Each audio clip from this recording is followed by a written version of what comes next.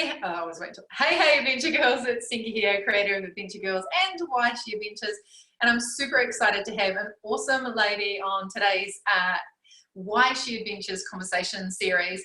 I met her when I moved to Christchurch. She is one of the ambassadors for Further Faster for the women's run group. And whenever I see her, she is always smiling. And as I've watched her feed, as I've, her social media feed, as I've gotten to know her, I just look at the runs that she does, and it's super inspiring. And when I found out that this isn't like her full-time thing or her everyday stuff, or she only, as of, we'll say, recently got into it, I was like, this lady has to be interviewed for the Why She Adventures series. So I want to introduce you ladies all to Jen. Thanks so much, Jen, for getting on this conversation with me. Oh, you're welcome. Thank you so much for having me. It's quite exciting. Yeah, and another exciting thing too is that you're going to be doing, for anyone who's from Christchurch who's watching this, and it's not past October, you'll be joining us for the Why She Adventures, the very first Why She Adventures live conversation series as well at Further Faster. So yeah, I can't wait. It's going to be awesome. It's going to be a great night. Yeah, so people get to meet you live and in person, which I think is such a nice thing. So yeah, and like I said, it's funny when you meet someone and then you get in conversation with them and then you sort of figure out more of what they hear more of what they do. And I just totally did not know that you didn't really do much trail running, but also that you do the ultras and stuff like that. And I was just like, this lady is so cool. So like how did this sort of adventure stuff come into your life? Because I think, like I said through conversation, it's not like you grew up trail running and doing ultra marathons, straight out of the womb or anything like that. No, totally not. Like, as my dad used to call me, like the couch potato of the family. I didn't used to play like any sport at school. I didn't really do much. I mean, I'd sort of get out and about on my bike and that kind of stuff, but I never played any sport or I never ran or anything. And then I eventually ended up getting quite into sort of gym stuff and working at a gym for a while, which I loved, but that still was not anything like what I'm doing now.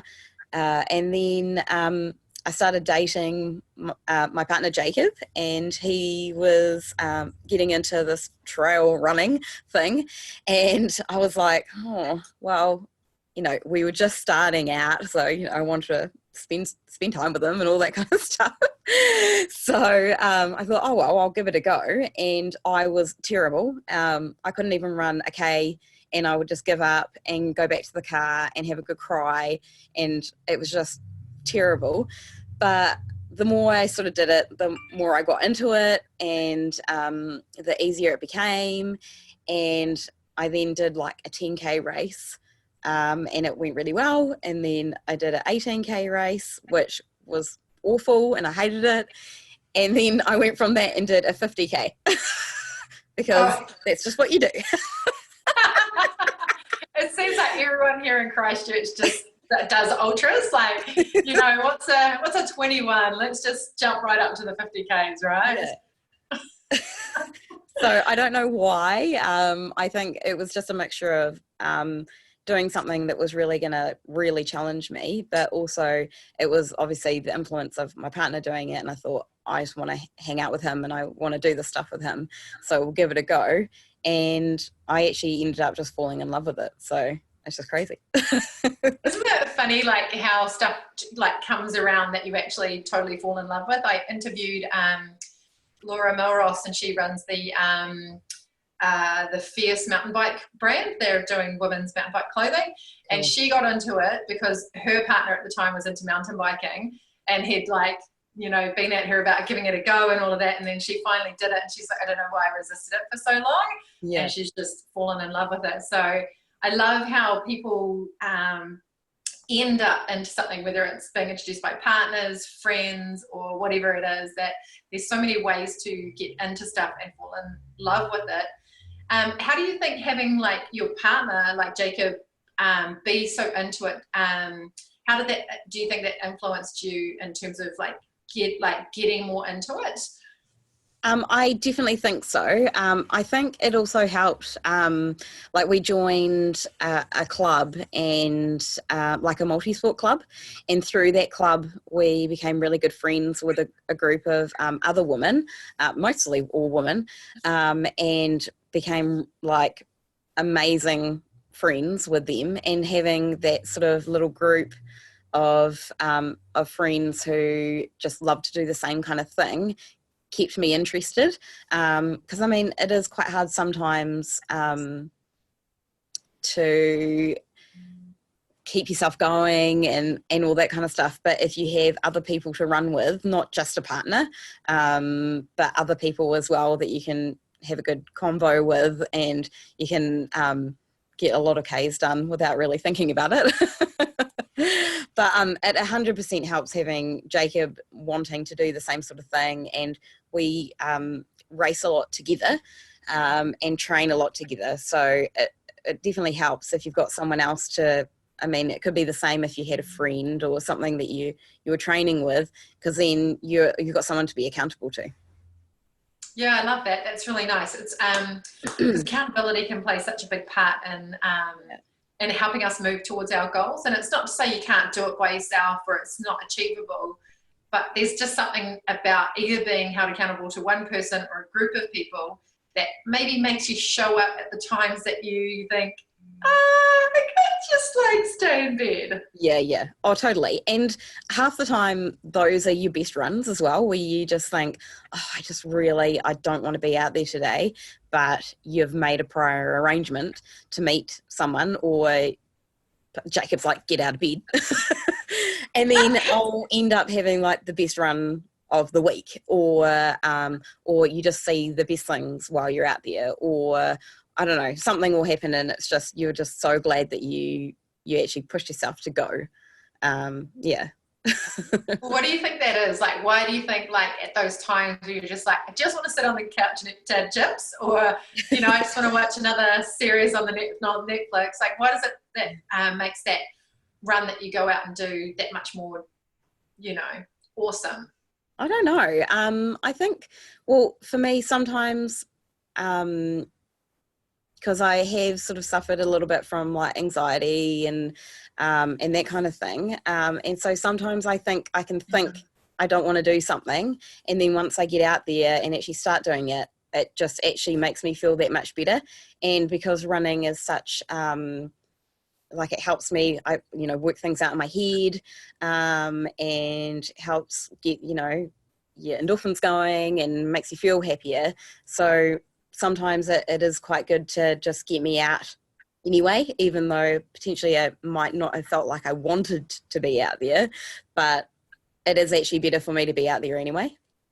Yeah, I totally hear you on the whole, that little bit of anxiety stuff. It's like, it's funny, I guess people, because they see an extrovert, usually got no problem talking to people, but definitely in the past I've really struggled with that anxiety, which is like it's totally a future-based thing, where you're sort of buying into like all the things that have got to happen in the future and not being really totally present, which is why things like, for me, it's mountain biking, you can't be anywhere except in the moment, riding a trail, so it sort of takes that opportunity out. So I love that that something like trail running can create a space for better mental wellness and just better, just general health and stuff like that. Yeah, totally. I mean, if I've had like a really crappy day at work and I get out on the trails, or even just running around home, around the streets, it just gives me that time to process things. And then I realize, I can get over it. Or I can work out sort of solutions to my problems while I'm out. And it gives me that time just to really think and relax and get it out, and then I'll feel better. So it's not only that I get out and about and it's adventure and it's time with my friends, but also it's like a real release for my brain as well. Yeah, there's so much to be said about, I think, the actual, like, physical movement to move energy out of your body, especially whether like it's just day-to-day stuff, like if you're sitting at a desk and you're just working and you're dealing with just day-to-day life. It's like that energy has to be spent somehow in order to clear space for fresh energy, so you feel revitalized and reinvigorated. And so doing stuff like getting into the outdoors, fresh air and all of that, like it plays such an important part in us just like refilling our tanks up, and clearing out all that the old energy that's not necessary anymore. Yeah, totally. Yeah, because like I have a desk job, so I literally sit on my bum 9 till 5, Monday to Friday. So as much as sometimes I get to the end of the day and think, oh, I can't be bothered or I don't want to, it's literally like the best thing that I can do. And then I have time or feel like I have the energy for everything else, your friends and your family and your other interests and your partner and all that kind of stuff. Because you're right, like that clearing out of anything else that you're holding on to, or any angst or whatever from work, is out. And then suddenly I'm like, oh, do anything. Yeah. What was that I was worried about? Don't know. Yeah. Take on the world.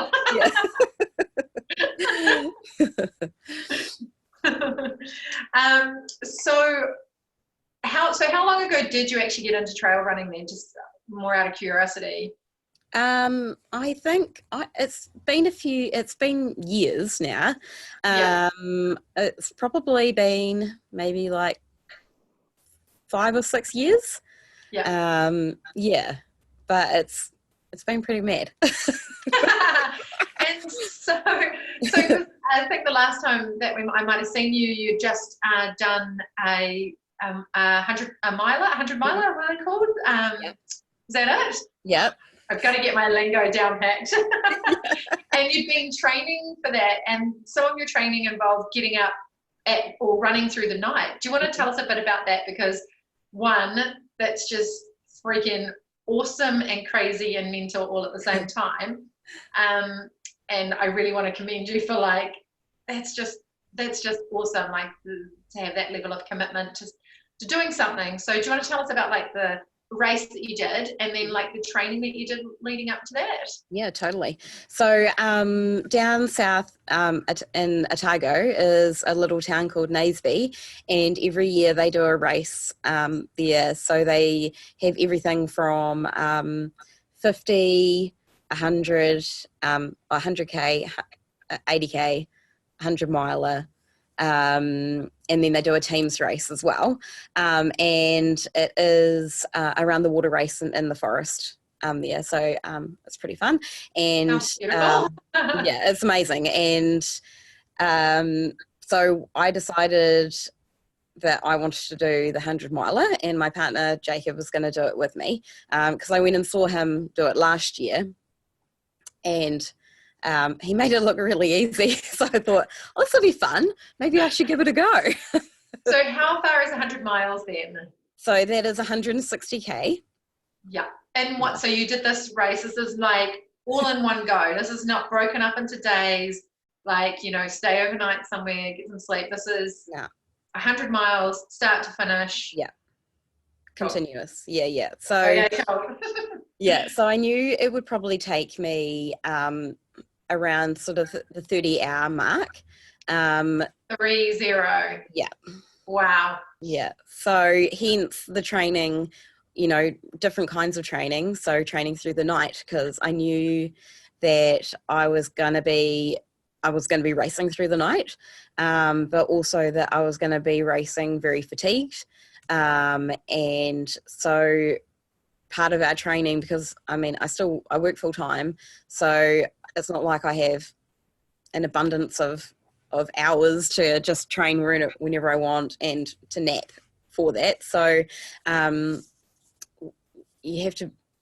knew I was going to run through the night. So we did a couple of training runs where we'd get up and start running at, say, like midnight, and then run for 3 or 4 hours, just so you'd have the fatigue of, say, being at work that day, going to bed and having a couple of hours sleep, getting up, running, and then running through the night. So we did that, but it just turned out that it was one of the worst weather that was ever going to be in Christchurch, and it poured with rain the entire time, and we ran through the night, and our friends came with us. They were so amazing, and they came with us, and it was just awful. But it was good. It was good mental training as well. I actually remember seeing you after that had happened. Yeah, it was atrocious. The weather was appalling. It was so cold, so wet. Yeah. And you were out there training. Yeah, so I'd love to know like a little bit more about like that mental stuff, because I'm I'm sure there must have been times on that night run when you're out there and it's pouring down with rain. You're just like, why am I fucking doing this? Yeah. Like, and you could easily have just turned around and gone back to bed. Yeah. I mean, it's easy. It happens with training. And you know that you're going to get that in the race as well, because no sane person wants to be on their feet for 30 hours out in the wilderness. So that's why it's good to test yourself while you're training, because you are going to be definitely tested, not just physically, but mentally, definitely mentally, in the race. So, I mean, I knew what I wanted to achieve, and I'd made myself a goal, and I wasn't going to let myself quit. So that's probably what kept me going through my training sessions and through, these crazy ones where we had terrible weather, because most of our training was actually through the winter, because our race was in the end of August. So the weather a lot was pretty bad in our training runs, and especially on our long training runs, which is actually kind of annoying. It would just pour with rain the whole day, and you're just out in rain all day. But you never know what it's going to be like on race day, so you can't just wait for a nice day or just hope, because we might get down to Naseby and it could have rained the entire time. So I think I'm pretty determined when it comes to, like, I have a goal and I tell lots of people about it. Like, I tell all my workmates, all my friends, people on Instagram. So I kind of feel like once I put myself out there, I want to keep going and achieving it. And there was many times in the race where I just thought, what am I doing? But I just wanted to finish. Like, I really, really, really wanted to finish. So I just had to keep going. And physically, I think, it's really hard. Like, it's really hard. But it's actually the mental side of it, which is harder, because you can quit at any time. Like, there's no person who's going to, I don't know, you're not going to die or whatever. Like, you could quit at any point. But I just wanted to keep going. So.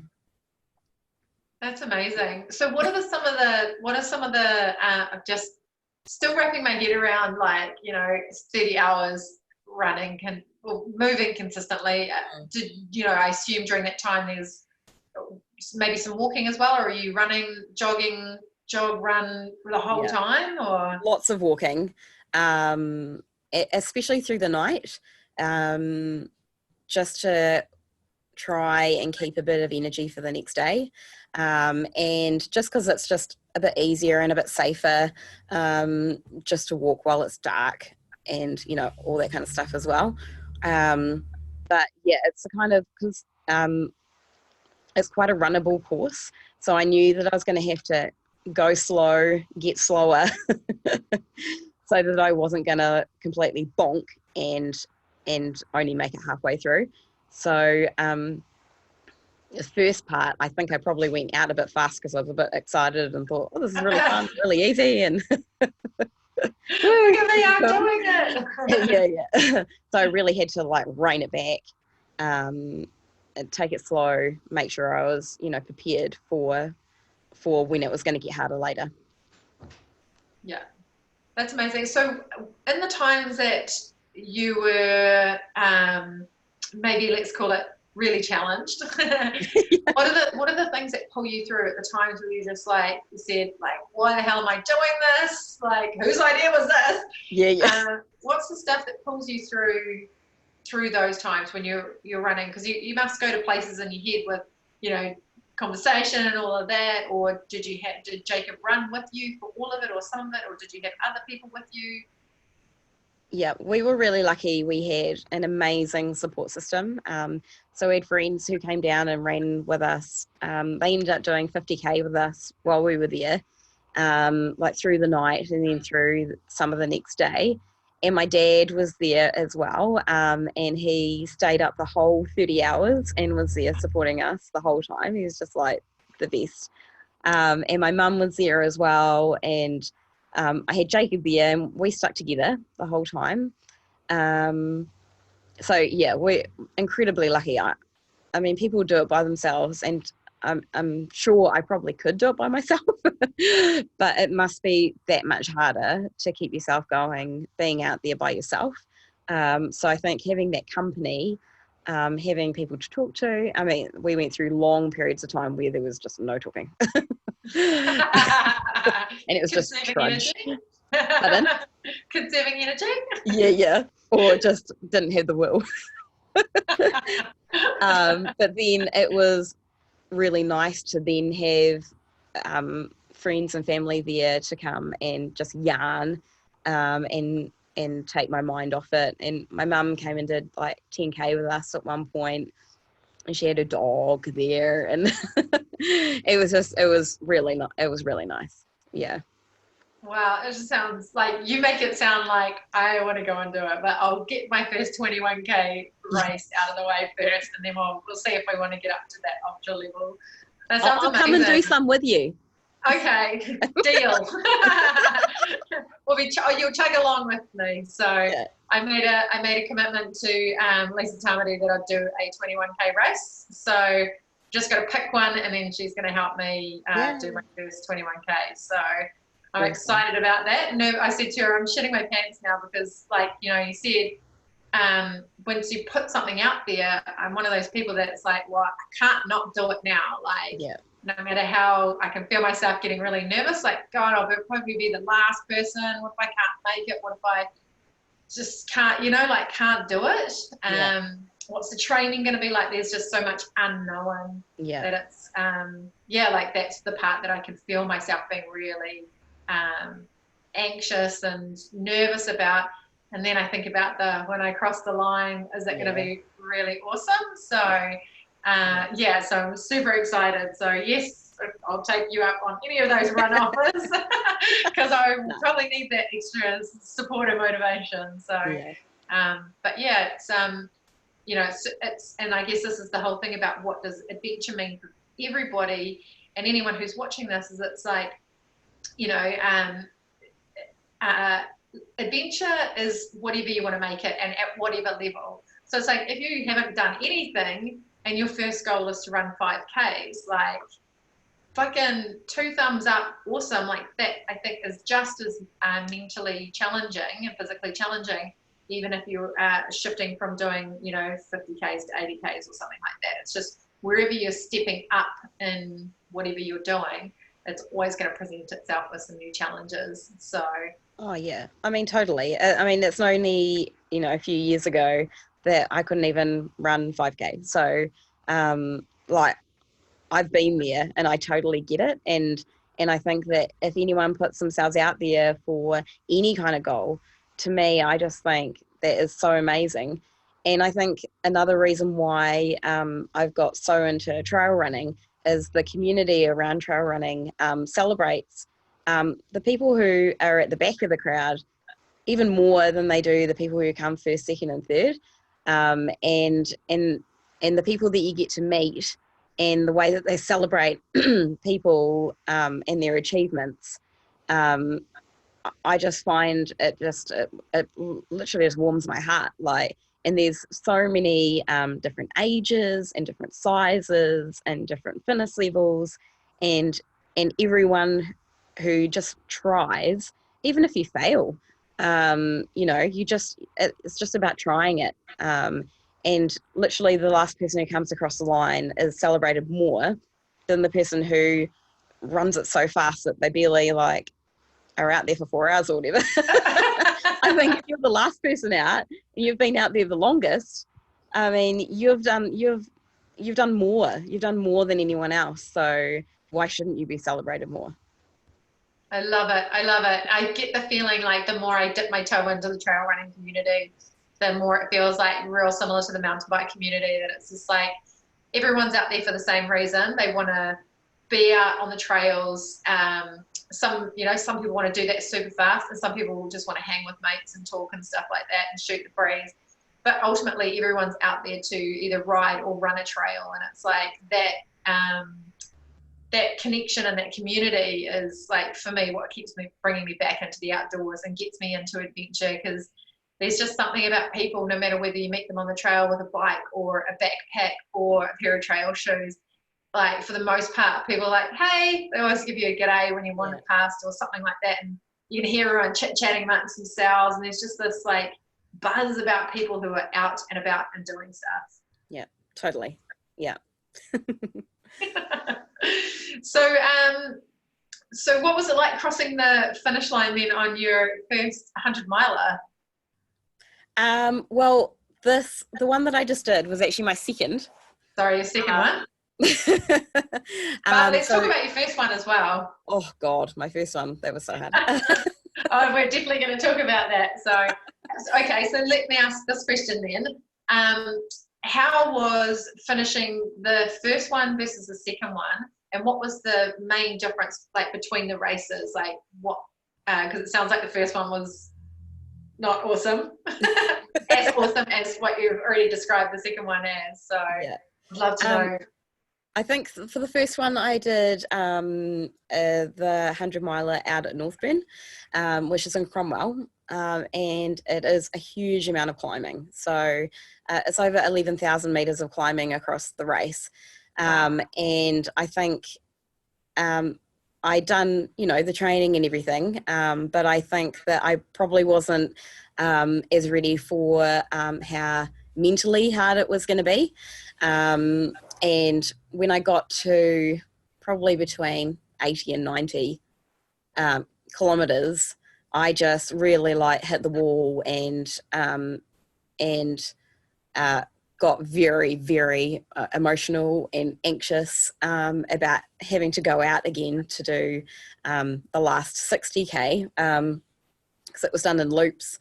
So the last loop was 60k, and I knew we were going to have to go back right up to the very top of the mountain range and then back down.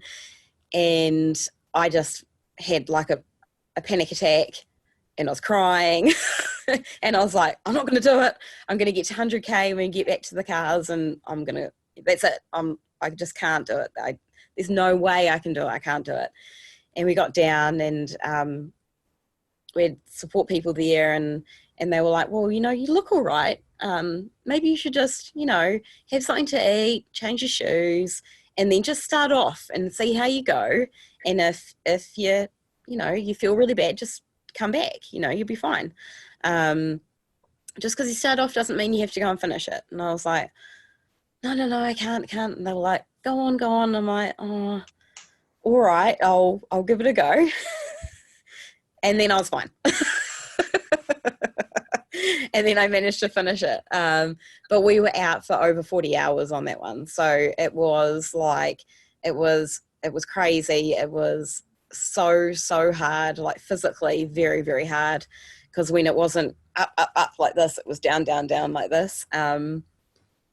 It was insane. And I swore that I would never do anything like that ever again. And so like 2 or 3 years later, open my big mouth and decide that I'll give it another go in Naseby. So Naseby is very different. It's more runnable, nowhere near as much climbing. So in some ways it is another challenge, because it is so runnable, that it is easy just to really push yourself too fast and blow up, or injure yourself or something, just because you've gone out and gone out too fast. So with this one, I kind of knew what I was going in for, what I was getting myself into mentally.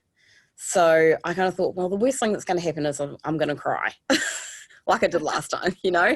That's probably the worst thing that's going to happen, and who cares, because you've done it before, or your friend saw you last time crying. So, you know, or you're out in the wilderness, no one cares if you're crying.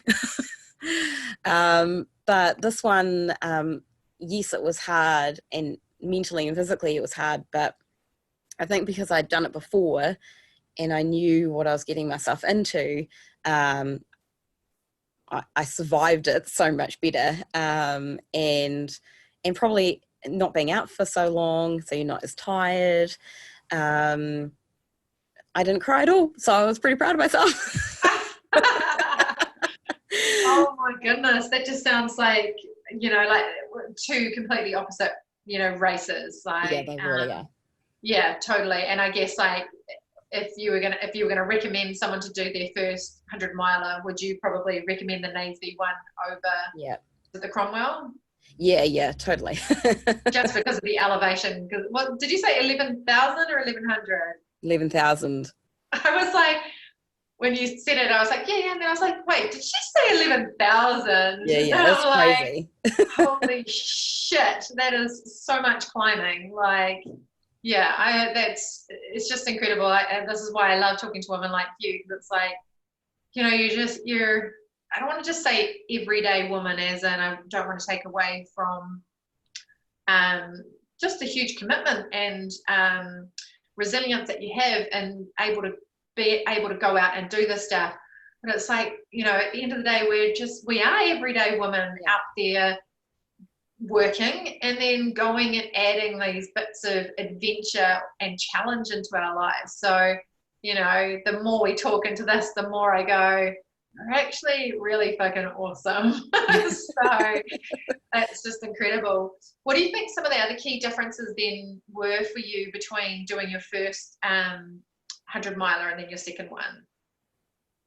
I don't know. I think probably I wanted it more for the second one. The first one, I kind of got sort of pulled along by my partner, wanting to do it, because it was like a really big goal of his. It was not something that was like in my sort of vision of things that I wanted to achieve. And so I kind of just did it because he wanted to. And, you know, I wanted the challenge of it. I didn't really know what I was getting myself into, I don't think. But this one, I actually wanted to do this for me. And I was the one that suggested it, and it was my goal. So I think that's probably why I probably fared a little bit better in it, because it was my idea, and I was only just doing it for myself. And I was doing it genuinely because I wanted to do it. Yeah. I don't know why. I love it. But it does make a difference, you know, like I think when we're at full choice of something, and that's not to say you obviously chose to do the Cromwell one as well, but it's like having that extra bit of buy-in for anything, I think it already puts you ahead of the game, because you've mentally really 100% chosen to be there and show up. Yeah, so, totally. Yeah. It's just crazy. I did say to my friends, don't let me do this again. again. Yeah. I was just going to say, I'll be excited to talk to you about your third 100-miler. If you were to do a third one, just randomly putting it out there, what would be on your list to do? Are there more here in New Zealand to tick off the list? Yeah, there's definitely more to do. I don't know, actually. I don't know. Like, I kind of feel like I would never say never again. I don't think I would ever do the Northburn one again, because that was so hard. And I think I'm still scarred from it. But there's probably more around, and like up in the North Island, that could be quite cool. Different kind of terrain, and it's just like everything is so different up there. Maybe it would be cool to go and try one up there. I wouldn't be opposed to trying Naseby again, and maybe trying to get a better time, or I'm not sure. I'm sure we'll know in the next year or two what'll be next on the list. So one of the things that you spoke about at the beginning is that one of the things that really got you into the trail running scene is that you found a group of people to go run with, and you had a bunch of girlfriends that you went and did that with. How different do you think it is going out and running with a bunch of girlfriends? Because we run together on the Further Faster, Women of Adventure Further Faster run that they do here every Tuesday, second Tuesday. Mm-hmm. What's the big difference about running with a bunch of girls than, say, going and running with either Jacob or the boys or something like that? It's just, I don't know. Definitely having someone like just to chat to, but then you can also chat about like women specific stuff as well. So when I went and got myself fitted for like a sports bra for the first time ever this year, because I'd been having some really bad chafing with my old bra. So then, with my girlfriends, my running girlfriends, we could talk about all that kind of stuff. And, then you can talk about, periods and offer advice and support on different things. And there's just something so empowering about being out with other women, and you feed off them and see what they achieve. And that makes me want to do more as well. And I've just been so lucky to have found these girls and to have them as such good friends outside of running as well. But we have like this love of being out and about together, whether it's hiking or running or biking or we've gone on holidays together, just adventuring together. So I just think it just makes it that much more enjoyable. I think, like, for me, when it comes to going out with women as well, like, you can easily aspire to be like some of them when they're out adventuring, if you've got a really big range of friends as well, because it's like a lot more relatable, because it's like, oh, she's like me, so if she can do it, then I can do it. So it's like, we're similar. She's a everyday girl just like me. She's not a full-time athlete who's training every day, 12 hours a day or something like that. So it's like, man, if she can put that in around work, then surely I can do that as well. And if she can set a big goal like that, then I can do that as well. So yeah, that's one of the things I love about going out with women. And there's a real sense of like wanting to support everyone. Like there's like no person left behind type thing. Yeah. So it's like, it's just a whole different sort of encouragement that comes with going out with girls. And that's not to say that they won't also help you challenge yourself as well, in terms of like getting faster or getting fitter or anything like that.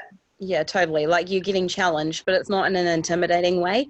And I think because women and men are built differently, and you have your highs and lows and your hormones and all sorts sort of going on. And so sometimes it can be quite hard to compare yourself to men or someone who's physically stronger or bigger than you or whatever.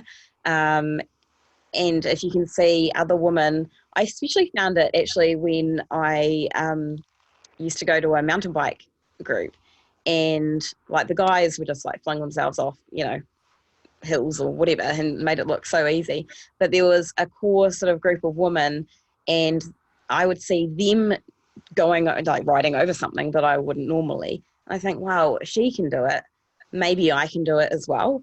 And it's the same thing with trail running. Like I see someone who, I've got friends who have just gone in leaps and bounds, and you kind of think, wow, if she can do it, she can run up there, or she can run that far, then maybe I can too. And I just love that. Yeah, there's a real sense of like being around people to show you what's possible for you. So yeah. It's like, yeah, that I think can be such a vital part of just helping us like grow and expand, not just like in trail running and adventuring and stuff, but just kind of in life, that it's like they just give you that sort of like window into the future of what's potentially possible for you as well. So it's like, yeah, if she can do that jump, why can't I? Or, you know, how can I? Or, yeah, if she can run up that hill, why am I stopping? Like, what if I challenged myself to do it, could I do that thing? So Yeah, totally. yeah, love it. Love it. Yeah. So what have been some of your most favorite trails to run then? Like if you're, or even races, like if there's women out there that are watching this and they're like, oh, okay, so I do a bit of fun trail running. What would you say, what would you recommend would be like great, so a couple of great races for people to get themselves started and just going for it? Yeah, there's a couple that I can think of. Definitely, well, Naseby, I, I, I just love. I did my first ever 50 there, so I kind of feel like it's quite, you know, dear to my heart because it was the first time I ever knew that I could achieve like a 50k race. So that's down in Central Otago. Jamie and Eileen, who run it, are just the most welcoming and most amazing people that you could ever meet. Everyone that gets there and runs gets big hugs, and it's a real like community and sort of loving atmosphere. So I would totally recommend checking it out. And then one there's a in range of Christchurch. races. Sorry, Jen. There's a range of links for the Naseby one as well. Yeah, there is. Yeah, and then another one is Crazy K's, which is at Auckland Bradley Park, which is Banks Peninsula in Christchurch, and they do a lot of different ranges of their race. I think it's in November, and it goes from, I think the smallest one you can do is about 5k, and then it goes right up to the miler, and it's in loops at Auckland Bradley Park. It's quite a challenging race, but it is beautiful. The weather when I did it last year was amazing. It's close to home for those of us that are in sort of the Canterbury region, which is nice. And there's something for everyone there. And Stephanie and George, who run the race, are also amazing. They do a lot for the environment as well. And every person that goes in the race, they actually plant a tree for every single person that's in the race in Auckland Bradley Park. Wow. Yeah. And then anyone who wins a race, they also get given a tree to take away as well. So it's another amazing race to go and support. Oh, that's phenomenal. I love that. I love that there's a real point of difference and a sense of like giving back to the space that they're using. Yeah, totally. So, yeah, that's phenomenal. So going back to talking about, so those are two amazing races. Any other races you would recommend before I look back onto something I want to find out from you? There's so many. There's so many. You mean like local ones? What, any races? I assume you've done lots of local. Have you done anything in the North Island? Yeah, I haven't done anything up in the North Island before. I'll get you up there to my hometown, my home island. Yeah, but there is loads around New Zealand. I love to do local races where possible. There's a great one on the Crater Rim. Yes, that's coming up soon too. 21K. Yes, there is. That's 3 weekends away. Oh yeah. Possibly. That was actually the one that I was going to commit to, but I realised it's only 3 weeks away, and I have pinched my sciatic. So right now I'm waiting for another week, and then I'll see. But it's possible that I might be able to do it. So yeah. Well, they do a 10k. The 10k is really good. Yeah, I did that a couple of years ago. Yeah, I would love to do the 21 because I was like, that one looks really awesome. Yeah, that's another awesome race, and really well run. The supporters there are fantastic. They all dress up and cheer you on, and it's amazing. And then everyone who finishes gets a lunch at the end as well.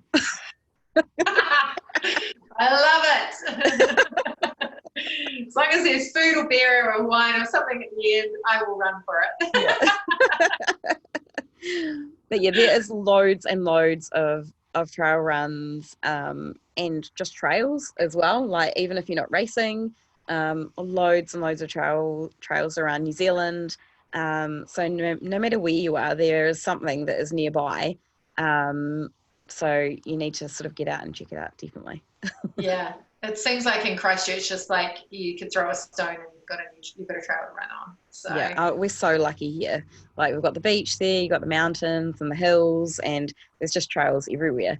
So yeah, yeah, we're very lucky. yeah, absolute paradise. So one of the things that I wanted to find out from you is just when we were talking about, being inspired by the women that we run with or ride with, or we just go on an adventure with. Who would be some of the most like influential women or women that inspire you to get out and adventure? Yeah. Someone who really inspires me is a woman called Lisa Tamati, who lives up in the North Island. She is an amazing ultra runner. She has done some incredibly hard and intense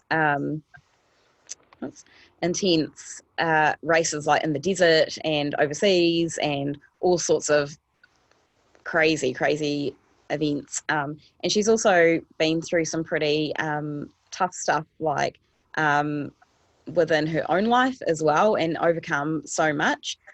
She is actually one of the people who founded and started the Northburn race. So I first got to know her when I started off doing the 50K at Northburn, and it was so hard. And I was like, what is going on? Who designed this race? It is crazy. And they were like, it's Lisa Tambody. And I was cursing her because it was so hard.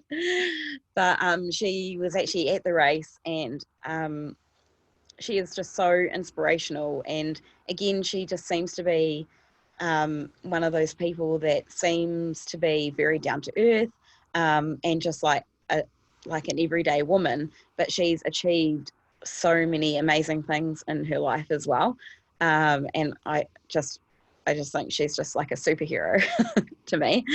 But then also, like, my girlfriends that I go running with, like, they totally inspire me. And they're just, like myself, just everyday women who decided that they liked being outdoors and trail running. And they're very supportive of me, and we're all supportive of each other. And we'll meet each other for running, or, for a coffee and encouragement. And a lot of them have come to my races, taking time out of their own life to come and support me, to try and achieve my goals. And to me, I just feel so blessed that I have them as friends. Yeah. Wow. That kind of leaves me a little bit speechless, because it's like, I think that's what it all comes down to at the end of the day, is that support, the connection, and those friendships that get formed and created through that. Like, say, they're giving up their time to come and support you, and I'm sure that it's the door swings both ways, and what you do for them as well. So it's like, those level of friendships are something to be totally cherished. Yeah, totally. Yeah. So as we wrap up, what's one message that you have for women out there who want to have more fun and adventure in their lives, but they're afraid of taking that step? Yeah. Well, I always say to people, like, I kind of feel like if I can do it, anyone can do it, which might just sound dumb, but like, I've come from not being able to run at all. Like, I couldn't even run a K.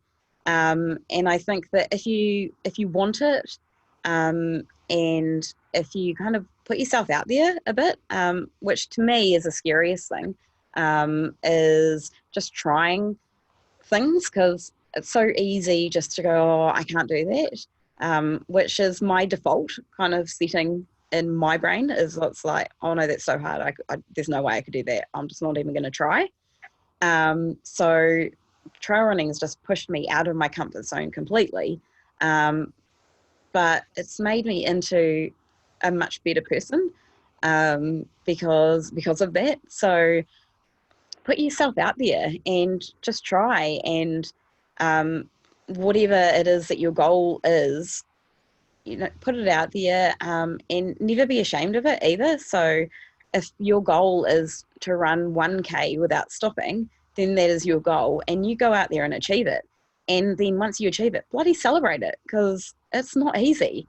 Like, none of the stuff is easy. I don't think, I mean, for some people it probably is. But for me, it's certainly not. And I think, amongst all these other women that I've met, and we all just want to support each other, achieve our goals, whatever it may be. So just put yourself out there and give it a go, because I think you'll actually surprise yourself. That's perfect. Those such beautiful words of wisdom, like, because it's just taking that first step, that first, like, I can do this. Yeah. So that's perfect. Absolutely perfect. Jen, thank you so much for taking your time out in your evening to just share all of that stuff. Like, I didn't even know that you'd done 2 100 milers or milers. Are they called 100 milers or milers? Because it just, like, either. Okay, cool. People know what you're talking about. I'm just going to say the 100 because it's 160K, so it's just like legendary. So the fact that I just found out that you've done 2 of them, and that your first experience was super challenging, but you still went and did a second one, like, sort of speaks volume to the character of the person that you are. And, just hearing the challenges that you faced on that first one, and then you still going, hey, I'm going to go do another one, is it's just super inspiring. So thank you for that, and your tips on races to get into, and just what adventure really means to you. So thanks so much for being a part of this conversation and inspiring someone out there, because I know there'll be a woman that'll be, at least one woman who'll be watching this interview, and they'll be like, right, she can, I can, so I'm going to get out and I'm going to do my first, whatever that is for them. Yeah. So thank you for being a part of inspiring those women to get out and do some more cool shit. Thank you. Thank you for having me. Thanks, Jen. We'll catch you again soon. Okay. Bye. Bye.